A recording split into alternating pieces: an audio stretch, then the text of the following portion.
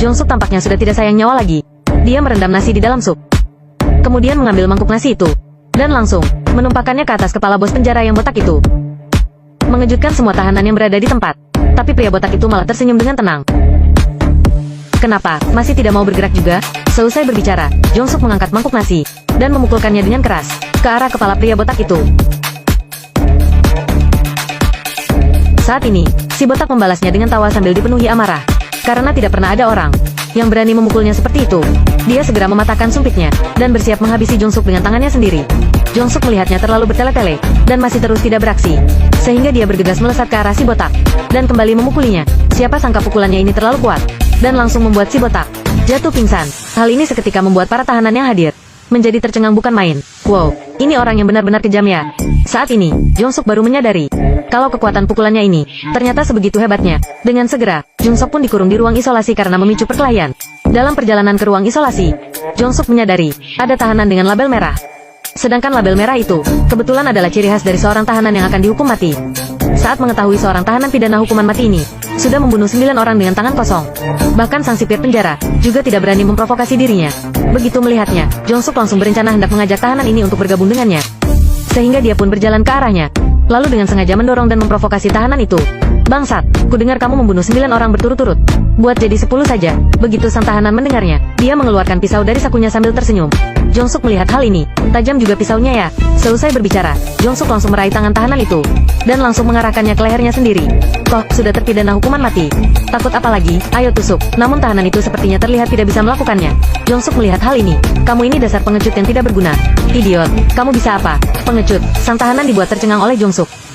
Akulah yang selalu membunuh orang. Dan orang lain akan memohon belas kasihan. Tiba-tiba muncul seseorang yang minta dibunuh.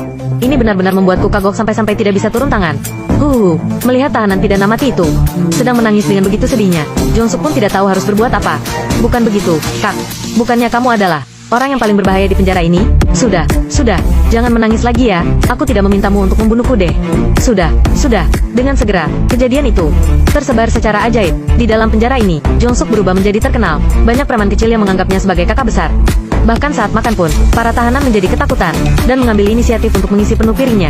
Takut kalau pemuda kejam ini akan menargetkan dirinya sendiri. Alih-alih saat sedang makan, seorang preman kecil berkata kalau ada orang yang kabur dari penjara tadi malam, dan langsung ditembak oleh penjaga penjara di tempat. Begitu Jong-suk mendengarnya. Di dalam penjara ini, justru adalah sipir penjaranya sendiri.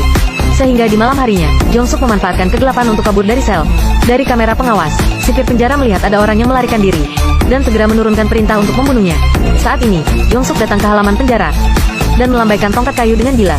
Alih-alih di saat penjaga penjara sedang membidik kepala Jong-suk, dan bersiap untuk menarik pelatuknya. Menerima telepon dari seorang konglomerat. Sialan, memangnya apa ruginya? Kalau tikus besar ada di dalam penjara, aku akan langsung membunuhmu. Bajingan, mendengar ini, sipir penjara pun buru-buru memerintahkan agar jangan menembak Jong-suk.